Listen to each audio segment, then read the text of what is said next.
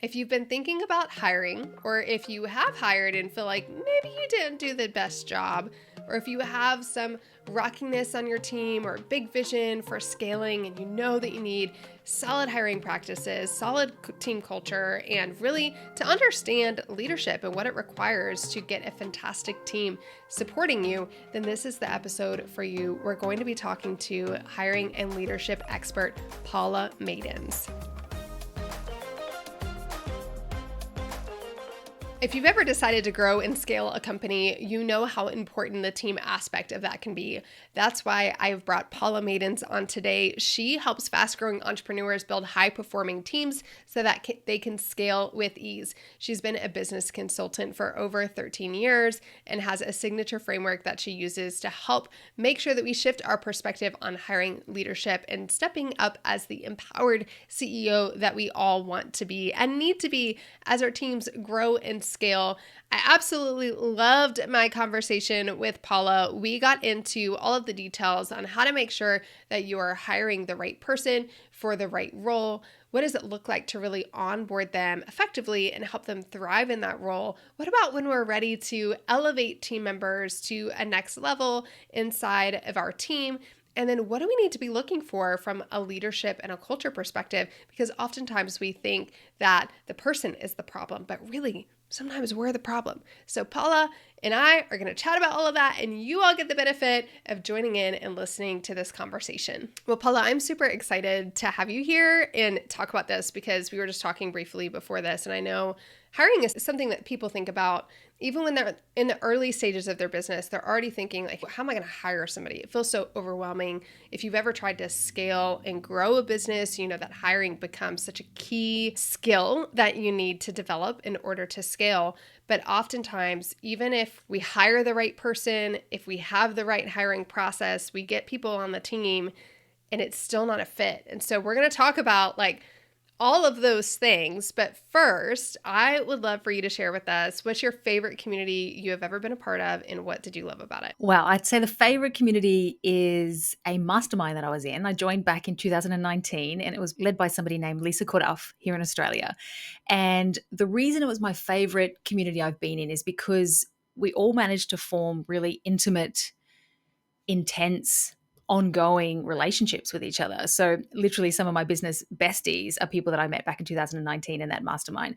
And I have been a member of lots of big communities, and I love the energy and all the things that are in those, but I find myself getting really lost. So for me, if I think about which is my favorite little community I've been in, my brain always goes to little community, and it's about the relationships I've been able to create, which have then given me the confidence to be able to actually ask real questions and like be vulnerable and expose myself and actually say, hey guys, I need help with this, or hey, I'd love your advice on this. So that's why kind of my brain always goes to a smaller community such as that one. I love that. I love the intimacy of a smaller community. It's my happy place. People think I am super extroverted. In a lot of ways, I am. I can handle myself in a larger community, but the real me, the full version of me, comes out in the smaller communities that I'm able to be a part of for a while and create that safety and create that intimacy like a mastermind. For sure. Okay, so we're going to dive right in. And I selfishly am excited to ask you some questions because I was just looking back at my P&L from 2023 and I'm like, I made quite a few hiring mistakes. And oftentimes, people are like, oh, it's like either a people problem or a process problem. But I know I hired great people. I had some solid processes in place, but I'm pretty sure I was the people problem because I wasn't quite sure, exactly what I wanted. I wasn't really ready, or I didn't really have the capacity to lead a team. I know you work with fast growth entrepreneurs when it comes to the leadership and hiring, because those two things have to work together. Where do you usually start? Like, how do you diagnose if the problem is hiring, they are just not good at hiring, or if the problem is once we get people in, you really don't have you have a systemic problem actually that's keeping great people from thriving in the business? Love this question. So most people come to me thinking they have a hiring problem and thinking, I don't know where to find a great person for my business because they've brought someone in and that person doesn't feel good. And I totally get it because they think, okay, where do I go and find someone else who's going to match me better? And what I always look at is What are the conversations that you're having with them? What expectations are in place? And how clear are you being? And the number one reason why most people don't work out is because the business owner, the entrepreneur, hasn't been clear enough with actually what success looks like for the person in the role, how they can win. And then when we sort of peel back the layer of, well, why is that? Often it's because the person isn't clear themselves. When we're hiring, most of the time we're hiring when we're really busy, which means we're stressed, we're overwhelmed. Maybe we're doing somebody else's job. Maybe we've left it a little bit too long. Maybe we're sort of like, oh my goodness, just realized that I can't work like this anymore. It's, too many hours, et cetera, et cetera. And so we're hiring at this peak stress time.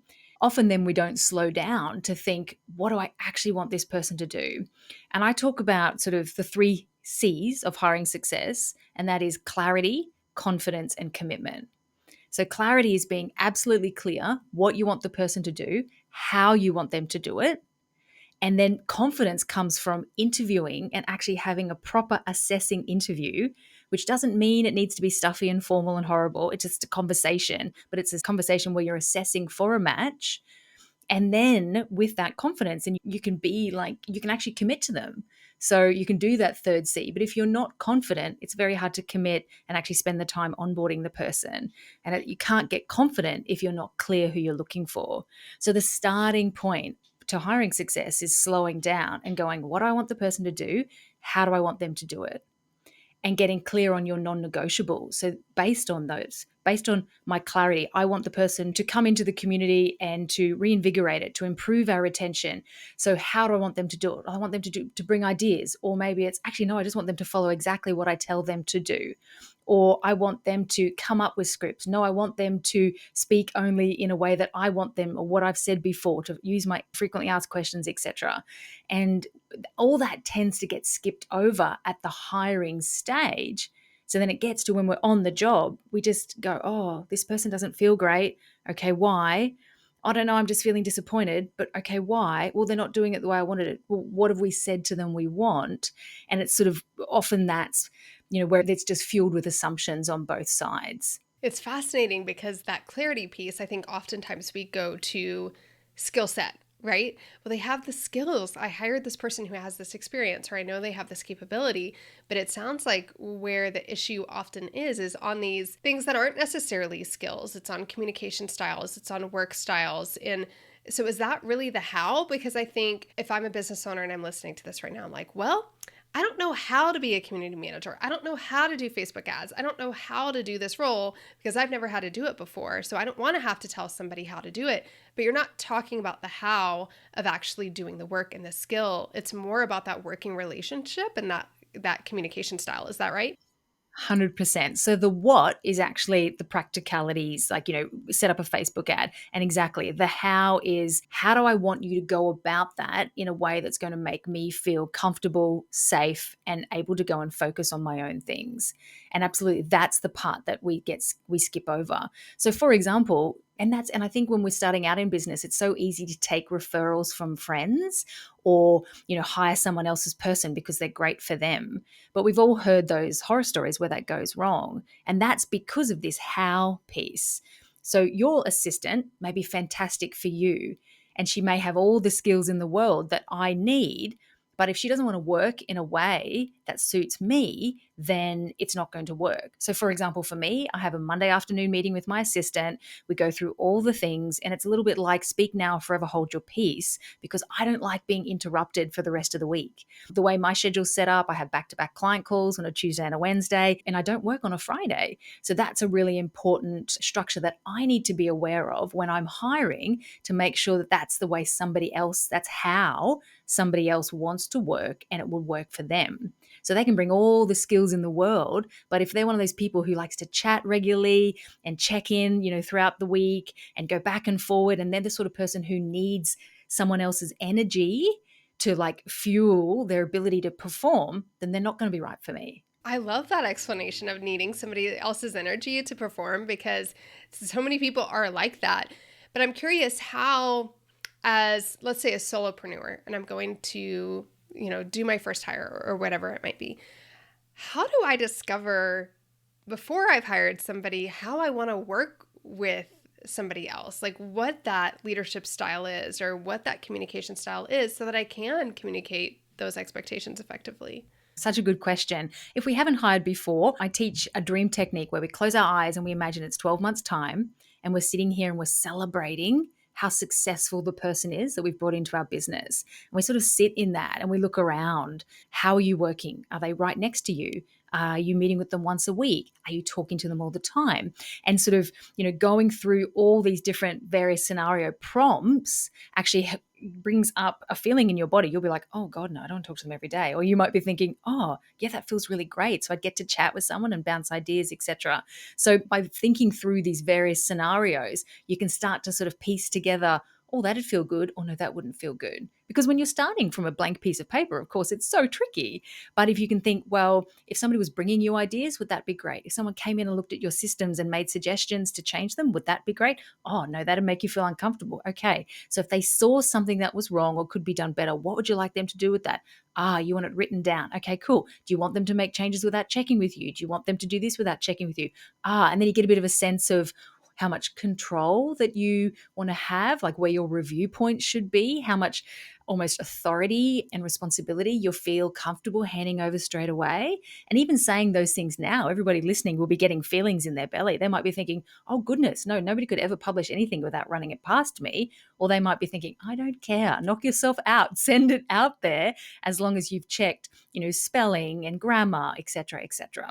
I can see how not having clarity on those things would lead to turnover, essentially, because either this person expects to work this way, they expect to get feedback and they're not getting it, or this person is feeling micromanaged because it's either not their style to feel like they always have to get feedback or they always have to be in conversation, or their previous employer wasn't that way. I think a lot of times people's previous employer sets an expectation for them of what this working relationship needs to look like. And you have to reset that expectation of what it looks like to work with you. And so we know the hiring process is super important. I love how you're defining that how and making sure that we're not just hiring somebody who has the skill set, but we're actually hiring somebody who is going to be a fit for our personality, or I can imagine the hiring manager's personality. If you have a director on your team who's hiring a manager to work with them, their communication style and management style is going to come into play as well. But what are some of the bigger mistakes in the hiring process? Because I think a lot of entrepreneurs don't realize the massive cost of making the wrong hire. And they're often really fast to hire and slow to fire, where, I think a lot of people would say we want to be slow to hire. We want to be really methodical in our hiring process because the cost of onboarding, the cost of the hiring process, the cost of turnover is significant. In fact, it's one of the largest expenses for many companies. So what would you say we need to be on the lookout for? What are the mistakes that you see people make? Like we were talking about earlier, only hiring from your list, only hiring from your community. What are those mistakes that you see and how do we avoid them in that hiring process? I think the biggest mistake, which we did talk about before we jumped on, was hiring friends, or as I started to say before, hiring somebody that's referred to you.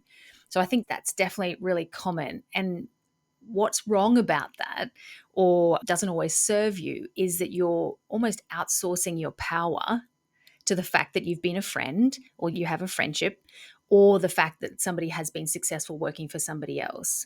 And what we want to do is we really want to bring that power back into ourselves and give ourselves the ability to make a really great, confident decision for ourselves, so that then a month down the track, if someone's made a little mistake or something like that, we don't have what I call the hiring wobbles and want to sort of, fire them fast. We actually go, oh no, well, I made this great decision. So I'm going to lean into this mistake and get curious and work out, well, what's going wrong here?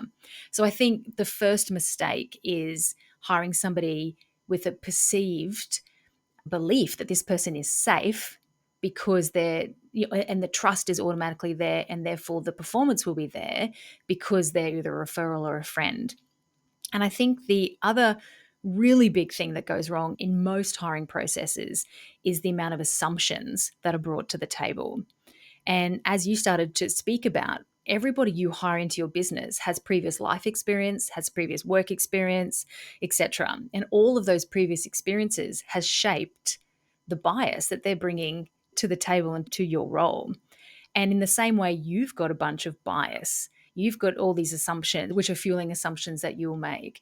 So your role when you're hiring someone and your role at interview is to strip away those assumptions and get to the heart of what can this person do? How do they like to do it? And is that a match for what I'm looking for? So the way you strip away assumptions is by having like a robust interview process that includes testing, and it includes like talking about scenarios and examples and all that sort of thing. So let me share with you a story. Like way back when, my career was, I used to be an investment banker, and I used to work here in Australia in a bank, and I used to use Excel every day. And I moved over to London, like most Australians do, for a couple of years. And I was going for a job at a very big bank. And they said to me, "Tell me about your Excel skills." And I was like, "Yeah, they're pretty good." And they said, "How would you rank yourself, beginners, intermediate, or advanced?" And I thought about it, and I thought, well, I'm pretty fast at it. I use it every day. And I was like, "Yeah, advanced." And they're like, "Cool." And they gave me the job. And on the first day, they sat me down in front of an Excel spreadsheet, which they use, which had 40 tabs, 40. And the role they wanted me to do was to debug the VB formula when it broke for these like crazy complicated like things, scenarios that they were running through these Excel spreadsheets. And I didn't know how to do that. Now you can imagine it'd be really easy for them to think, but she lied. She said she's advanced. But actually, in that interview, if they had said to me, "Tell me the most difficult thing or complicated thing you can do in Excel," I probably would have said like equals sum, or I can make it pink, or some really basic thing. And they would have gone, "Oh, to us, advanced is X." And what's really interesting is I actually switched into being a recruiter at that stage, started recruiting bankers, and went, and that person became my client. And I sat down with them and said, "Guys, you need to do a test here. You need to put people in front of an Excel spreadsheet, one of your spreadsheets, and get them to do the things and show you their skills. Because that is the only way you're going to strip away that skill assumption that we both made." I thought I was advanced based on my previous experience. I wasn't lying. I answered honestly, like naively, because, I was the fastest person in the room here in Australia in my job, but actually relative to what you needed, I was only a beginner. So that was a long time ago, but actually that also made me realize how much I don't like Excel spreadsheets, that job. But if we bring that back to our roles, it's like, what is the most complicated thing we might need someone to do? Is it like setting up tagging, an active campaign? Is it like setting up email automations? Like, what is something that you need someone to do? And what is a skill you're hiring in? And then ask them, "Tell me about a really complicated automation you've set up. Tell me about a complicated situation that you've faced in a community. Tell me about a member challenge that you faced that was really difficult to navigate. What did you learn from it?" And the person might respond with something like, "Oh, it might even be higher than that. It might be like, tell me about your most stressful day. Tell me about the most difficult day you've had as a community manager." And if the person responds with, "Well, there was once, 20 posts that I had to answer and I had to go through and get them all done all day," then you can be thinking, wow, our group has volume of X, and you get to bring them into your reality and start to compare, because they're answering based on their experience with all their assumptions. And then you get to bring them into your reality and say, "Okay, so if you were faced with this here, how would you handle it? So what's the most complicated thing you've handled? Okay, so how would you handle this situation?" And then you present them a situation. And that's how we sort of get to the heart and strip away some of those assumptions. And the really great thing is that it also helps the other person to know what it's going to be like in the role, and to show you what they need to learn and what they like doing with their responses. I love that story because that simple reframe of that question, I know for a fact that we all have questions like that of like beginner, intermediate, advanced. I can think back to when I was hiring my executive assistant. I asked her questions like that. But you're right. Like there's an assumption, there's a perspective on what those things mean. And I go back to Michael Hyatt, who developed this, like, I can't remember what it's called, but it's like a life assessment that he developed. And at first he thought about it the same way, but then he was like, well, what is fitness? What is fit? And he would say, like, can you run a mile without getting winded? Can you run a mile in 10 minutes? Or he had to develop a quantifiable metric in order to determine what was beginner, intermediate, and advanced. We talk about this a lot in hiring community managers, that you want to have phases to the process, right? You have the actual application process. You should be weeding people out. You have the initial interview, again, weeding people out. You may have a video submission, weeding people out. And then the last thing that we typically do is that test where we actually have them do something where we need them to produce a result and something that we can measure. And it's not just the result that they produce, but it does kind of test, are they going to ask questions? How are they going to think through this process? And so I love that you're recommending that test piece, because I find that it is really that final differentiating factor in candidates that can help you see what it's going to be like to be working with them and really see if all the things they've been telling you in the interviews actually prove to be true. So you've gone through and explained like this hiring process. And I love how the clarity piece leads to confidence and commitment. And you kind of talked about something earlier where when you have a really effective and really thorough hiring process that you feel very confident in, and you know that there's clarity on both ends of the spectrum, then you can be more committed to that person. So when things are a little rough initially, when there's some missteps initially, you don't immediately think, I hired the wrong person. You're confident in your decision, you're committed to that person, and then you're willing to move forward and work that out. So what do you see when let's assume we've hired the right person for the team, but we're hitting some roadblocks, we're hitting some bumps as we're trying to get that person integrated, or maybe they've been on the team for a while and we're just not seeing the level of success that we would expect. How do we diagnose what the problem is? Because I've heard, it's either the person or it's the process, but I'm sure it's a lot more than that. So when we're looking at somebody who we know is the right hire for the right role, but it's still not working out, how do we start to figure out where we go from here, and how do we help them really thrive in their role? Yeah, I'd ask yourself, how clear have I been? And if your response is, I've been clear, which many of us think, then can I be clearer? And I talk about putting on your curious and taking off your furious hat. So leaning into a conversation with them from a place of curiosity, seeking to understand, backing yourself and backing the decision, but seeking to understand, so what's going on here? And typically it's one of three things. It's a training gap, or a skill gap.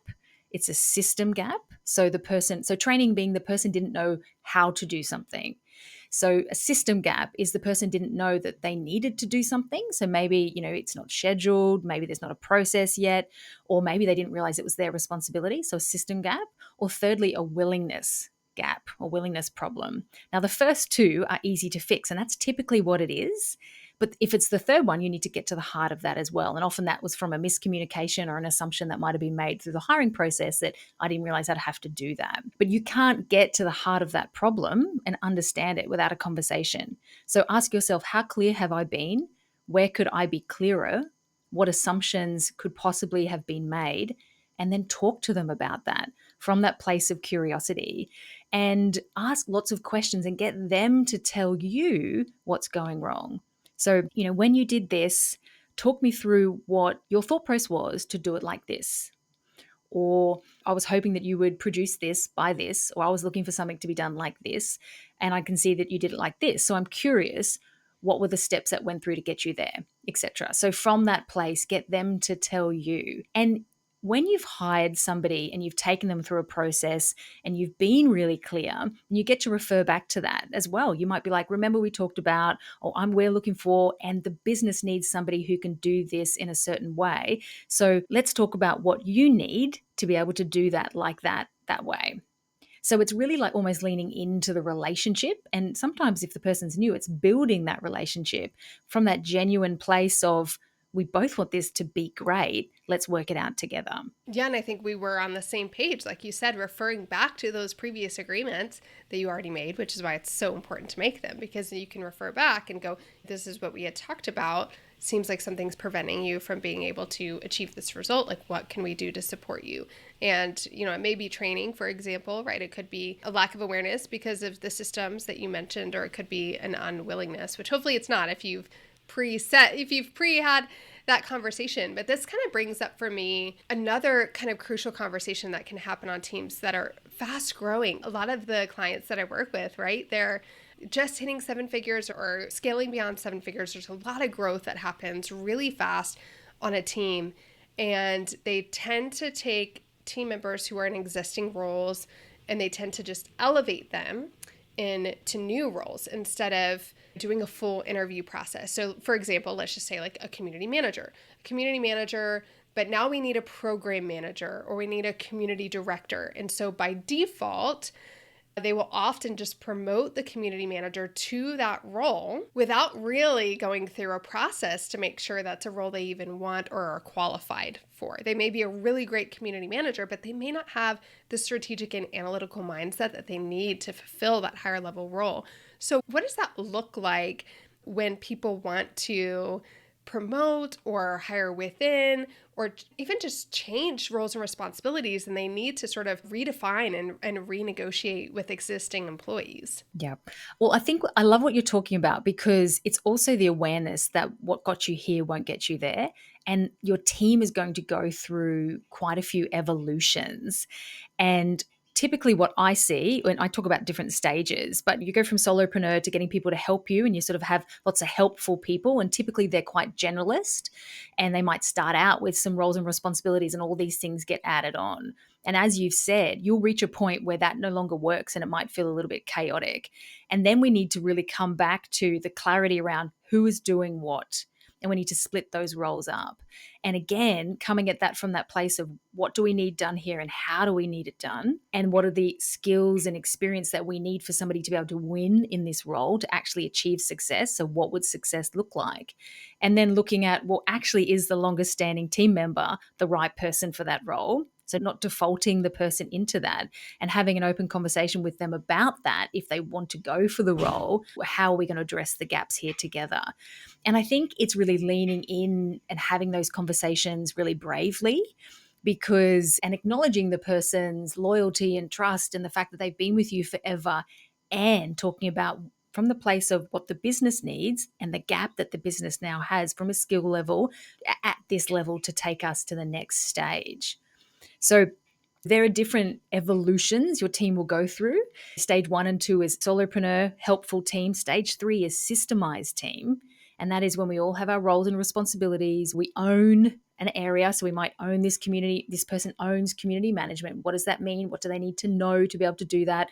What skills do they need to be trained up in? What authority do they have? And how does the business need to support them to elevate into that role? And what is the real conversation we need to have about the likely gaps that's sitting there as well?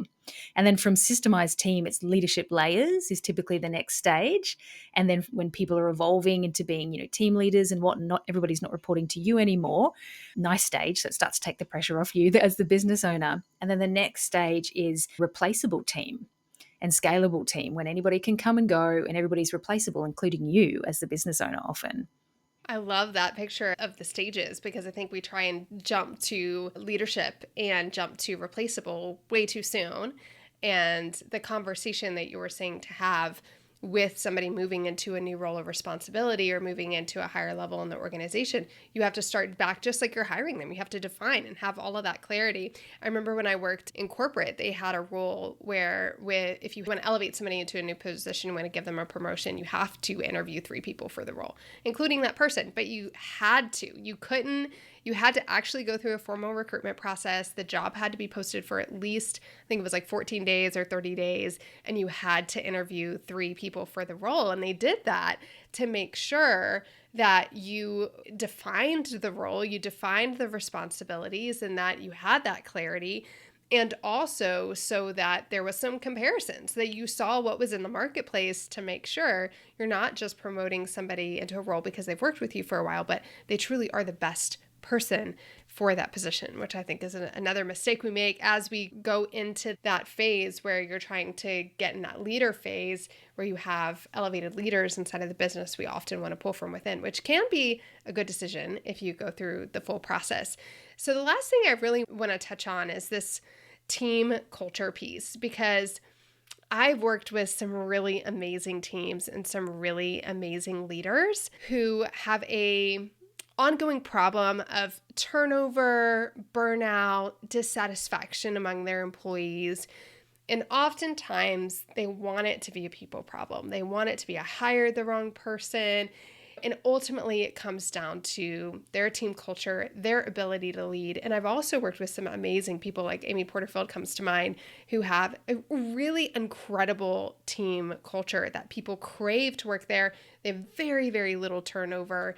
And so What are those key indicators that your team culture may need some work, or what are you really looking for in a strong team culture so that we can, as leaders, reflect on this? We're going to reflect on what Paula shares with us and honestly ask ourselves, like, have I created a team culture that people should want to stay in? I say create a community people never want to leave. Well, your team is the first community. If your team doesn't feel treated well, if your team doesn't feel well supported, if they don't feel that kind of connection, they're not going to be able to create that for your customers. So, what are we looking for when we're talking about team culture? If you are sitting there feeling interrupted and feeling like you're the center point of everything, you're still solving all the problems, people are coming to you with lots of questions, your day's interrupted, you don't feel like you've got space, then it's a good indicator that there are systems missing within the team. And those systems might be communication systems.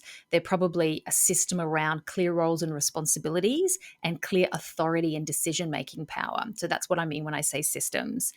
The other thing that's, if you're feeling disappointed, so if you're sitting there thinking, I'm paying all this money and I'm not getting what I want, or, they're only doing it to 60 or 70% and I'm feeling frustrated, then it's likely that you haven't been clear enough with your expectations. So you haven't really clarified the specifics of what you want the person to do and what success looks like. So your job is to be so clear. This is what this role is needed. This is what is needed in this role. And this is how you win in this role. This is, and talking outcomes, giving the person something that they can measure and track for themselves so that they're never ever surprised. If you're sitting there feeling like, oh, I've got this conversation I probably need to have that you're avoiding, and you've got that sort of pit in your belly where you're thinking, I don't have a great relationship with this person, there's a niggle there, then you don't have a communication framework set up with your team whereby you're bringing the things up regularly. And I call them correcting conversations. So they're probably the two biggest things that are mostly missing that make you think you have a people problem is clarity of expectations and systems around roles, responsibilities, authority, and communication frameworks. So they're the biggest things that when you've grown fast and it's feeling chaotic to you, that are typically missing. And the really good news is that most of that can get cleaned up. So if you feel like, oh, I've hired the wrong person or I'm not sure if this person's right, it's a matter of leaning in to getting really, really clear, really specific and getting it out on the table with the person and actually giving them the opportunity to rise to where you hoped they would be, or where you hoped that what you hoped they could do when you hired them in in the first instance. It's really helpful to think about it that way, especially around that systems piece, like lacking the clarity, lacking the systems, because I think oftentimes we think there's a lot of people talk about the internal work that needs to be done. And there is. I know there's definitely internal work that needs to be done, but I think oftentimes we forget that there actually are systems around things like communication. We talk about when we're training community managers, we talk about how do you delegate decisions to the community manager and how do you develop an escalation process so that if something goes haywire in the community, you've planned for that conflict resolution. And within that, you have predetermined what that communication and escalation chain looks like throughout the team. And those are all sorts of systems that can support in those kind of roles, responsibilities, and communication.